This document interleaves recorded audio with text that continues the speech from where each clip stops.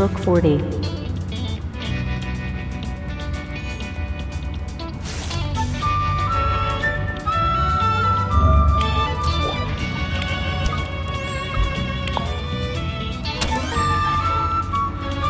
The first flush toilet was built in 2200 BC.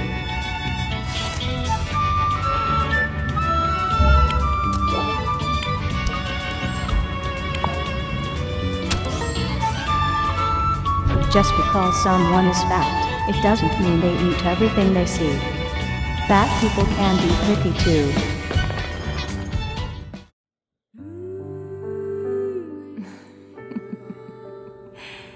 David. This is a story of a man with a very strange fate. Hey, look. It's like I've grown wings.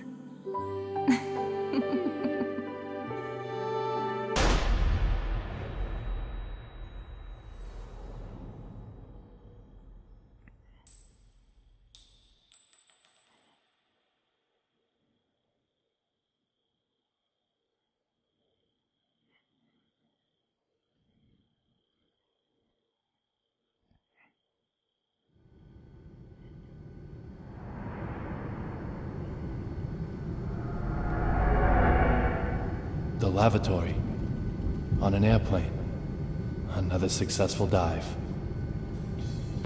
Catching memories called mementos. Allows me to dive into the past. The day little Peggy was killed, I survived. Miraculously, somehow, I survived. In exchange for losing my memory, I gained this power. That has to be a sign of something. The past will surely tell me the truth.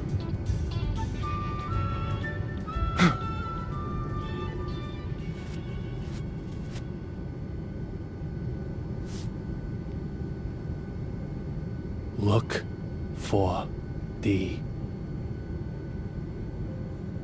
I can't get a voice out of my head. Who killed her?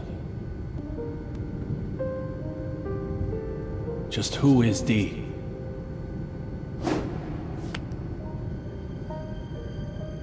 The only way to silence that voice is to change my fate.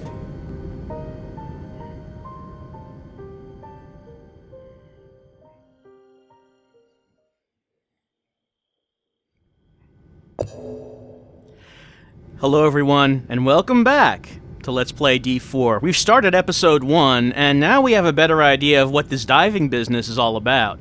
David has used a memento, an item important to someone in the past, to dive into the past somehow. He doesn't know how his power works, but he's going to use this power to try to solve the murder of little Peggy. We're on an airplane. Now we know that the courier and the marshal that we're looking for were on an airplane that was struck by lightning.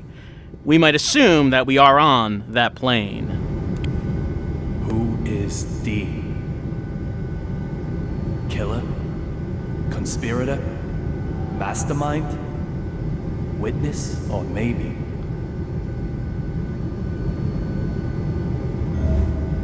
Well, there are several things on the airplane restroom we can look at. Like, for example, there's a thing that we can push there. We can, toss tissues in that. But we're going to push it and get money, because what else would we do with it? Let's wash your face.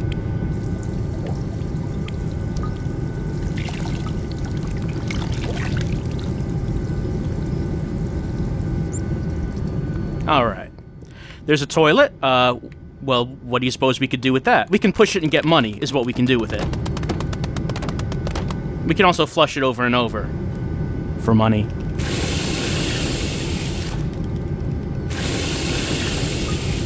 Alright, I think that's basically all we can do in here. Though there is a little mention of, DDDD, no vandalism. Well, I don't know. Someone writing a no vandalism sign on the restroom.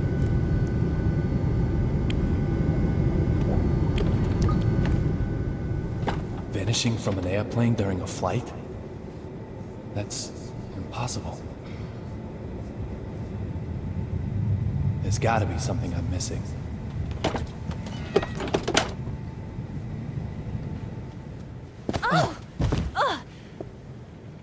Are you okay? David. Little Peggy? Sir, are you okay? You look like you've just seen a ghost.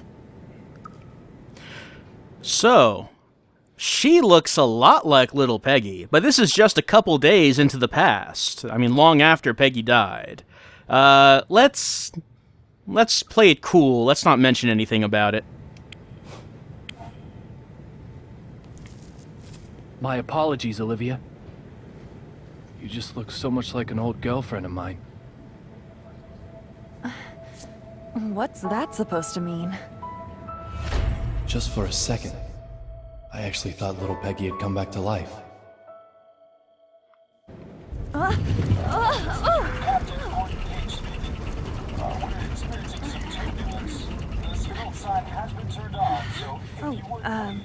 I have to get back to work. Sure, no problem, Olivia. Just one thing, sir. You're surely aware that we carry a passenger list aboard. Huh. Memorized it, have you? We don't take kindly to stowaways, if that's what you are. A stowaway, am I? Well, Miss Olivia Jones. Maybe you're on to me.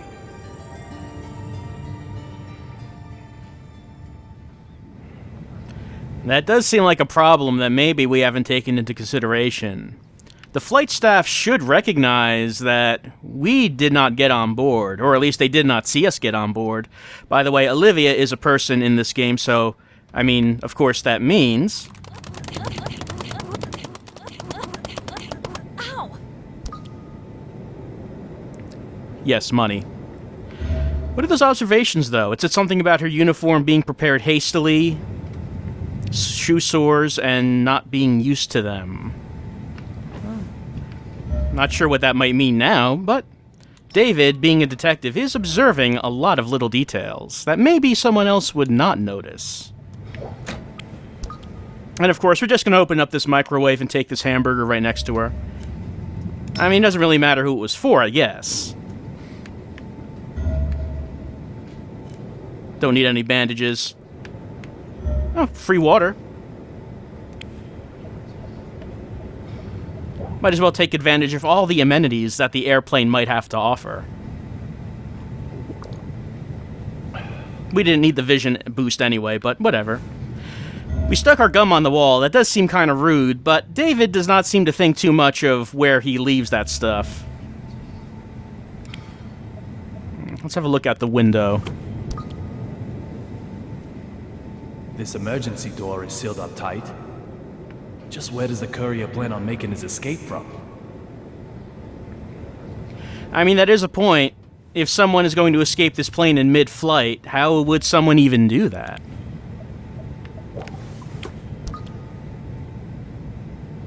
The courier is gonna vanish, is he? No matter what trick he uses, I'll get to the bottom of this. Not sure how that cloud looks like Teddy. Just kind of looked like a cloud to me. Whatever. Let's continue on, I suppose. Well, I guess we could interrogate Olivia a little bit more. Sir, may I help you? I mean, she just seems like a flight attendant, but maybe she could say something that would be helpful to us. You mentioned a passenger list? Oh, I'm sure it's just my mistake. You really do have it memorized? I thought I did, but I'm still new at this job. It's probably just my mistake. I'm sorry I said anything.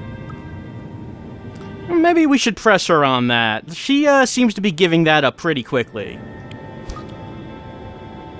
You called me a stowaway, didn't you? My apologies for that, sir. What did you mean? Nothing really. No deep meaning. Nothing at all? I must apologize if I have upset you. I didn't mean to. I'm truly very sorry. I think she might still be a bit suspicious of us. But what does she know about this marshal and this courier that are on board this airplane? Is it true that there's a United States Marshal aboard this flight? Why would you ask such a thing? I heard some of the other crew talking. Let's hope she buys that. I have no idea. No idea at all? Isn't the passenger list burned into your memory? Even if I did know, I couldn't tell you. Why would you care to know, may I ask? Oh, just a passing interest.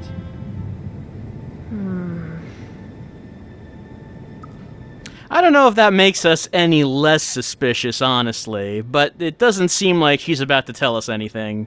So, let's go back.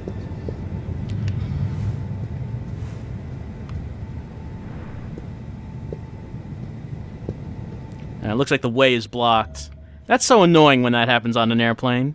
And the attendant's out. Well, actually, the attendant's right there, but, I mean, we can't really just tell him to move out of the way, I guess.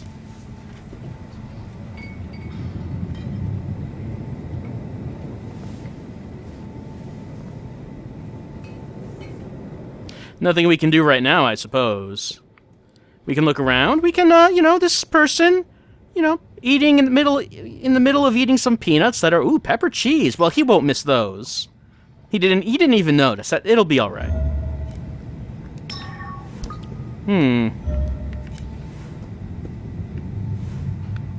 Well, these two seem like they're of interest. Well, here we go. There's the marshal. And next to him, if we can get a look, should be the courier. The marshal is in the way, though, so let's talk to him.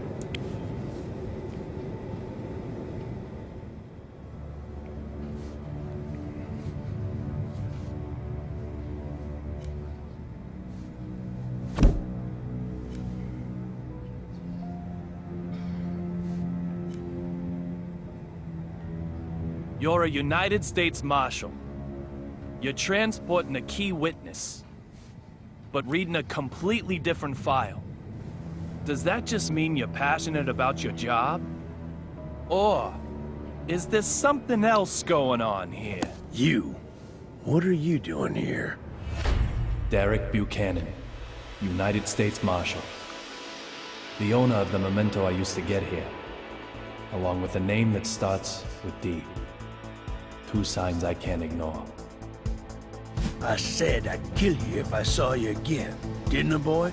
It seems we've already met somewhere. Well, David does not seem to remember meeting this man, but, this man seems to be quite angry at David. Well, what would David say in response? Well, I mean, David would go for a hockey metaphor, I suppose. Was I offside? Quit your jabbering. Why do you keep sticking your nose into this case? I've got a question for you, too. Why do you only investigate cases related to real blood? Antonio Rabbit Zapatero, a dealer of the drug called Real Blood. Apparently, he also has evidence that could lead to the identity of D. If that's true, it makes him the most important person on this flight.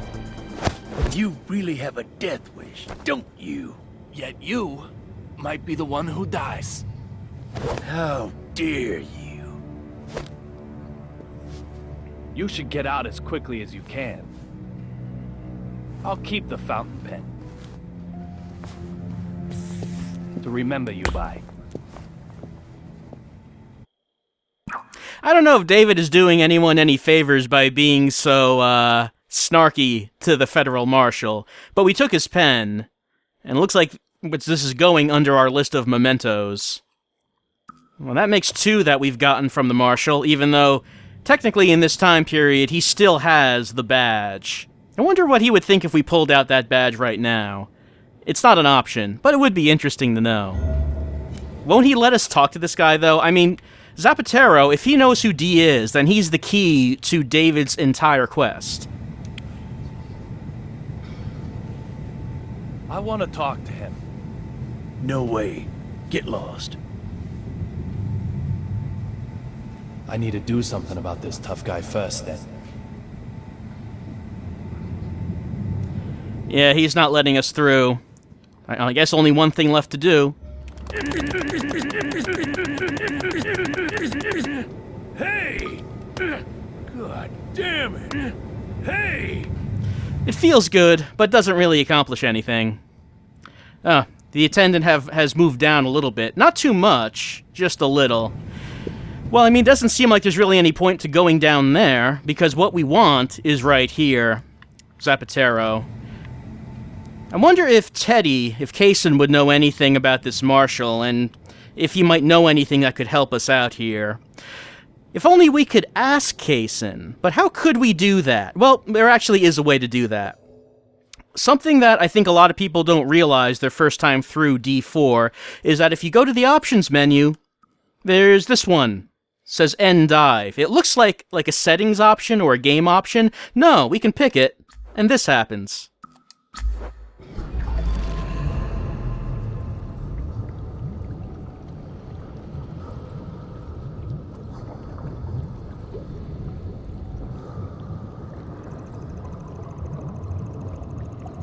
We can actually end the dive and go back to the apartment at any time we want. And as we go into different episodes, the apartment will have new things in it. New items.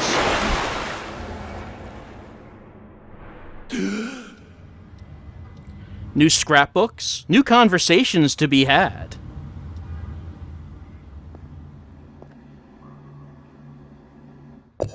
So we're back here.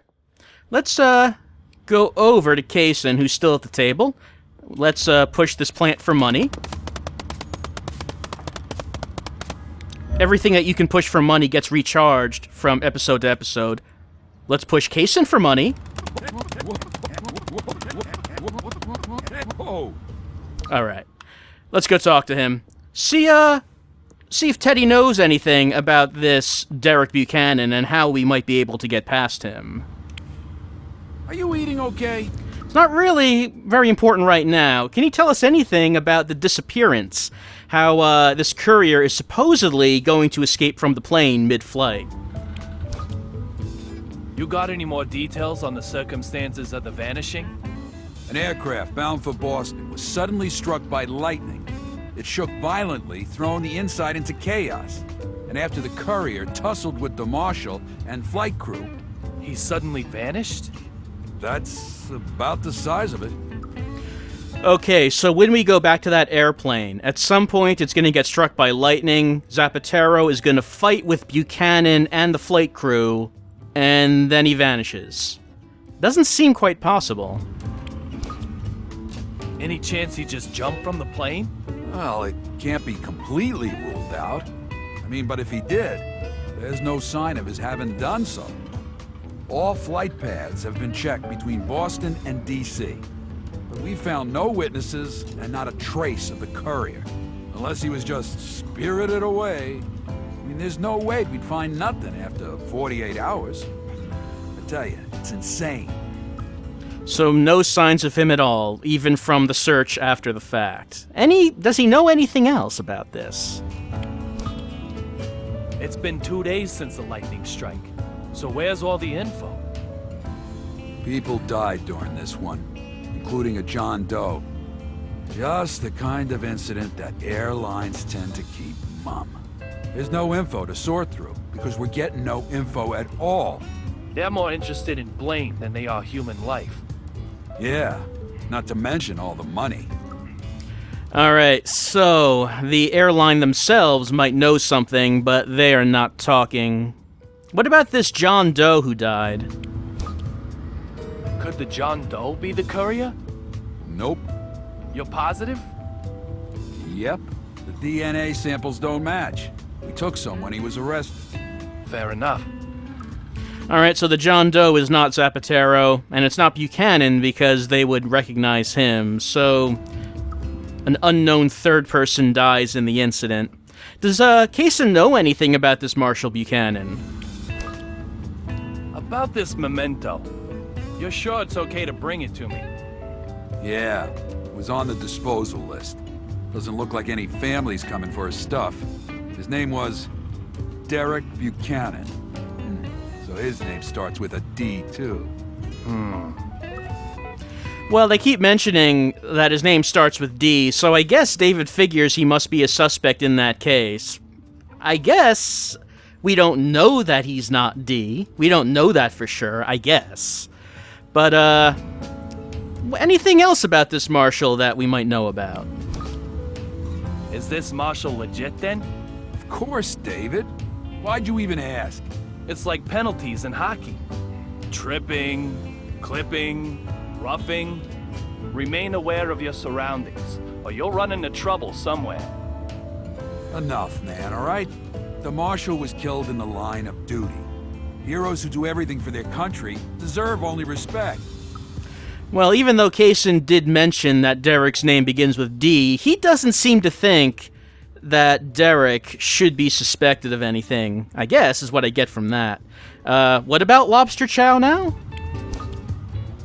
Been checking lobster stomachs too? Yeah, maybe we'll find bits of him down at Quincy Market. But let's say he did fall into the Atlantic and died. That's still really bad for us. I mean, this guy had evidence on D, the mastermind behind all this shit. Let's just hope that he isn't Lobster Chow. So, this is where the detective who can search the past steps in. That's right. Well, it seemed like kind of a dark joke, but I guess the BPD has no leads and David is the only hope. Well, Kaysen has an extra case available. Shall we eat? I think that sounds like a good idea. Strange that you'd suggest that. Must be a weird day. Nah, we just want to change of pace, Teddy. Enough beating around the bush. Come on, just say you want to eat. That's what I'm saying. Okay, go wash up.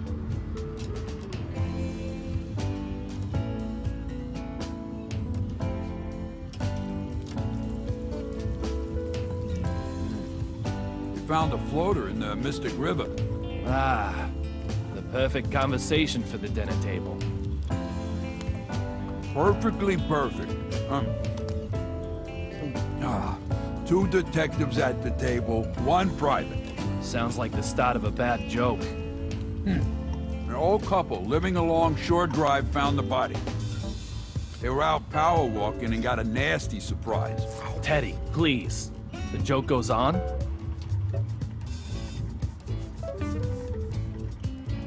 Humor me, you sourpuss. So let's call the corpse in the river Adam, or Vic. And we'll call our suspect Billy. He just turned himself in today. Our suspect Billy also has a younger sister who was killed recently. Pretty morbid for a quiz show. She's our second Vic, then, okay? Carol.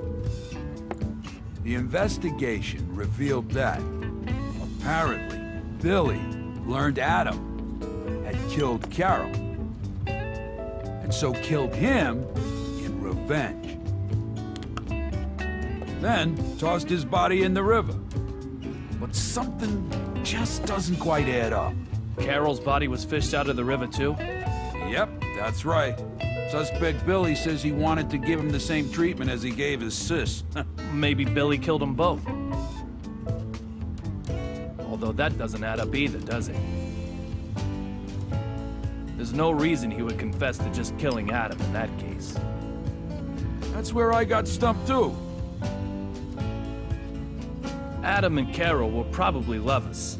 Billy, responsible for his sister, was against the relationship. So he tossed them both in the Mystic River. Were they wearing matching rings? Any jewelry? Indeed they were, David. They had rings on that the witnesses saw them buying from a street stall. Love blinds people to those around them. It was the same with me and little Peggy. So why'd Billy lie, huh? It's no great chase. He wanted to get between them, even if the only way was as victim and killer. Loneliness can really work a man over. I'll let the boys in Homicide know tomorrow. And I'll put this one on your tab, Teddy.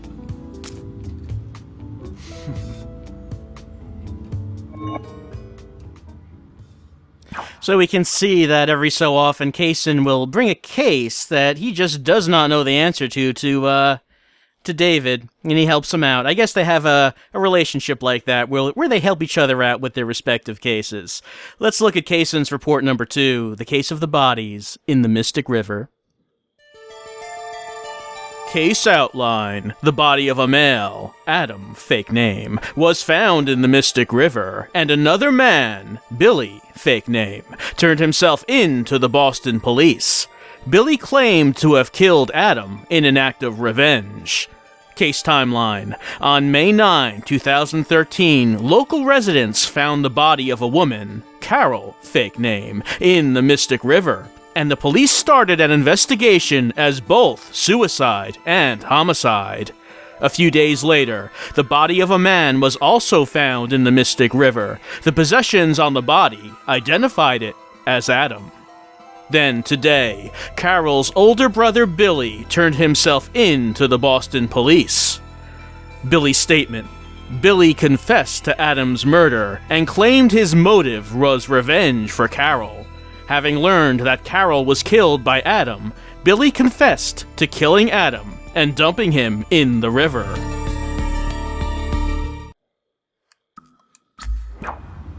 Alright. So, like I said, every time we come back to the apartment in each episode, we can look at a bunch of stuff all over again. Let's look at some of the more important stuff, I think. Like, for example, David's little desk, his brainstorming space on the kitchen table. Nothing new with the eliminated suspects. Aww.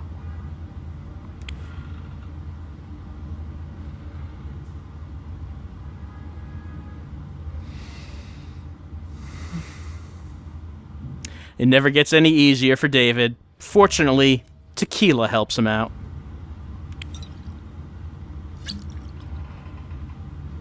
Tequila is made from the agave plant. They take 8 to 10 years from planting to be ready to harvest.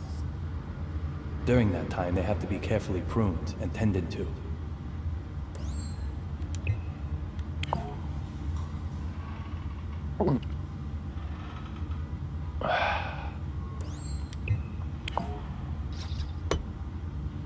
Every time I drink this liquor, it feels like I'm pouring liquid time down my throat. A very strange sensation. I guess that's all we can really look at in this little spot right now.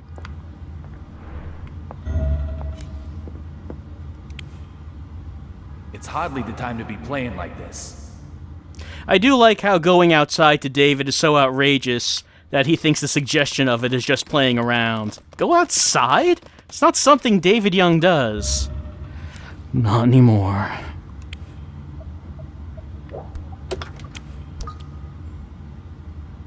I believe that the food just remains the same in here. Well, now there's a silver credit.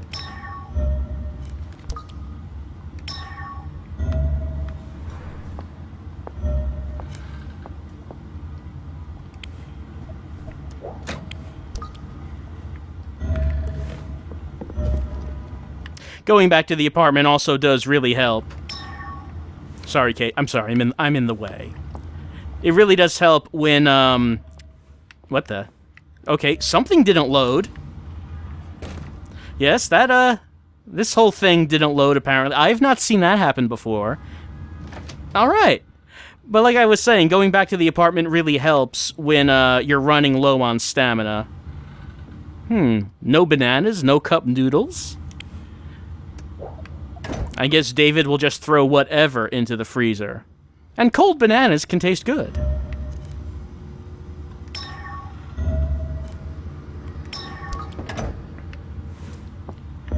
Let's try to ignore the invisible furniture and head back out onto the terrace. You know, clear our mind with some fresh air.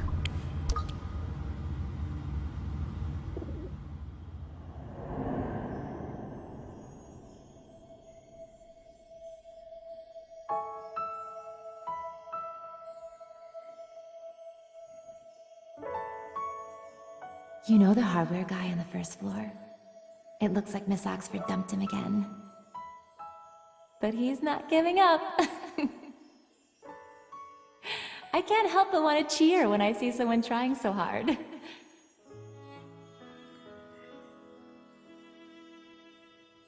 Hey!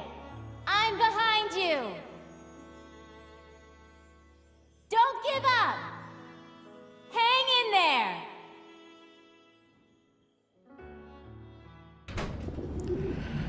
The memories never get any easier. Remembering little Peggy hanging out on the terrace, yelling at people on the street about their love lives while pushing animals.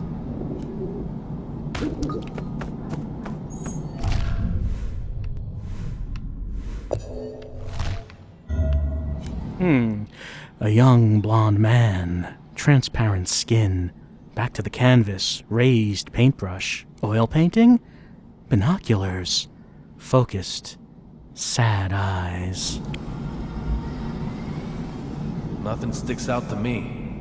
Or maybe there's nothing there at all. Let's head back inside. So yeah, there's also additional things like Peggy recollections, or, maybe a more accurate word would be hallucinations. Oh hey, this is back. That finally decided to show up. And if we want to go back, we can. Oh, she's hanging out here. Oh, what's going on there? Crying woman, removed ring, woman alone, empty look. Table for two?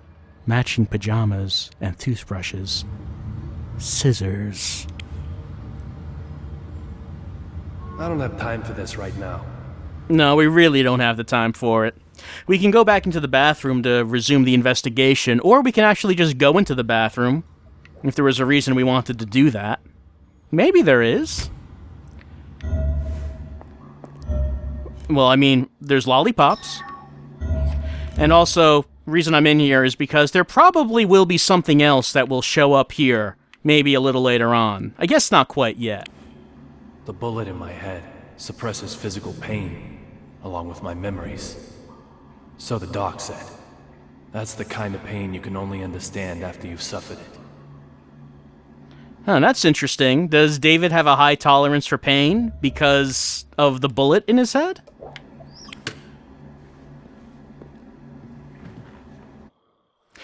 He has nothing to say. Sometimes when we sit on the toilet, David will have some ruminations on the nature of mementos. The place where my wife died. And now, my place of work. Alright, so we can see that in the bathtub is a baggie of red seeds that I guess at one time was a memento that David used, but isn't anymore. Well, that's kind of weird, but I guess it's probably about time to end this part of Let's Play D4. We've been on the airplane, we've met Derek Buchanan, the federal marshal, and we've seen the sleeping Antonio Zapatero, the courier, who is the man who supposedly knows who D is. If that's true, we really do need to get back onto that airplane and find a way to get past Derek before Zapatero somehow vanishes. It still doesn't really make sense, but maybe it'll start to next time on Let's Play D4. I should probably save the game before we do that. It's just good practice.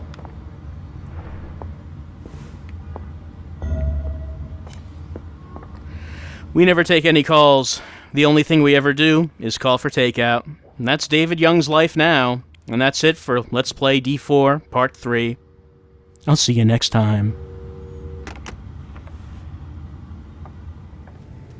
Are you okay? David. Little Peggy? Sir, are you okay? You look like you've just seen a ghost.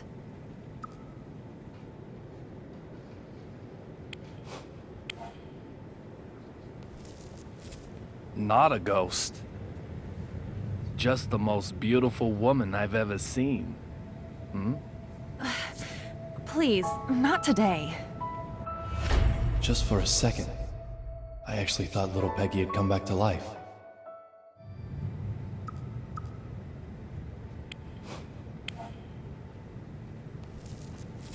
No. I was waiting for you to apologize, actually. Unbelievable. Just for a second, I actually thought little Peggy had come back to life. Derek Buchanan, United States Marshal. The owner of the memento I used to get here, along with a name that starts with D. 2 signs I can't ignore. I said I'd kill you if I saw you again, didn't I, boy? It seems we've already met somewhere.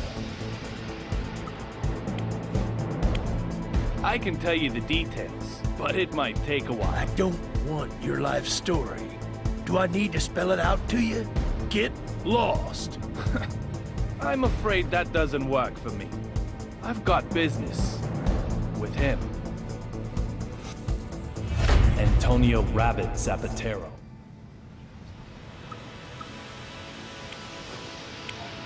Only those with hair get to speak. I have hair. I just shave it off. I told you. Shaving it means you don't have it.